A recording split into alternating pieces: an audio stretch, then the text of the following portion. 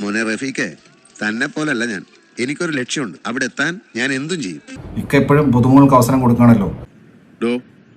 ഞാൻ ജയിക്കാനായിട്ടൊരു കളിക്കിറങ്ങിയിട്ടുണ്ട്. അതിൽ തന്റെ സപ്പോർട്ട് വേണം എനിക്ക്.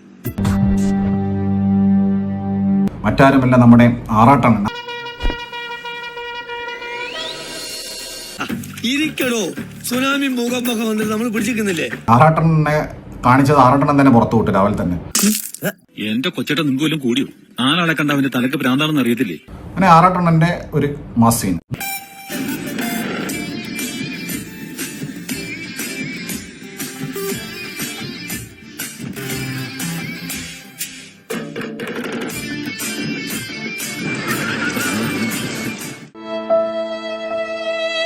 നീ രാജയോഗം എന്ന് കേട്ടിട്ടുണ്ടോ? എന്നാ അങ്ങനെ ഒന്നുണ്ട്, അതെന്റെ ജാതകത്തിലുണ്ട്. നിനക്കിതെങ്ങനെ സഹിക്കാൻ കഴിയും ജോസേ? മറ്റേ റിക്യൂവിനെ പിടിച്ചു വെച്ച പോലെ പിടിച്ചു വെക്കേണ്ട ആവശ്യം ഉണ്ടായില്ല. ആറാട്ടനെ തന്നെ പുറത്ത്. ഈ അപരാധിച്ച കഥ നിർത്തിയിട്ട് പോയ കാര്യം എന്താന്ന് വെച്ചാ പറ. എന്താ അയാളുടെ ഇപ്പോഴത്തെ മാർക്കറ്റ്? അയാളുടെ തല കണ്ടാൽ ജനം ഇരച്ച് കയറുക. നമ്മുടെ ഇട്ടവിടത്തോടൊന്നും കളിച്ചോണ്ടിരുന്നമാരല്ലേ? അതെ അതെ. അതുകൊണ്ട് എന്തായി കഴിയാലും അത് ഇനി സ്പോയിലർ അല്ല, ആറാട്ടനുണ്ടാ.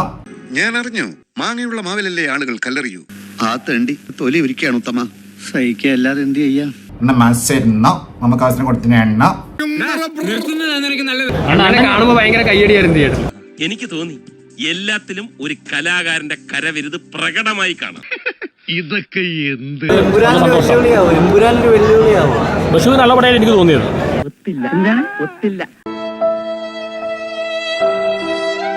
എന്താ വിഷു തൂത്തുവാരോ? Nice mood. വിഷുവിന് തൂത്തുവാരാൻ പറ്റിയ പടമാണ്. Nice mood. അപ്പൊ വെക്കടാ വെടി ഹിറ്റായോ? കൊള്ള ഹിറ്റായോന്നോ? ബമ്പറാ സാറേ. ഞാനുണ്ടോ നിന്റെ കൂടെ?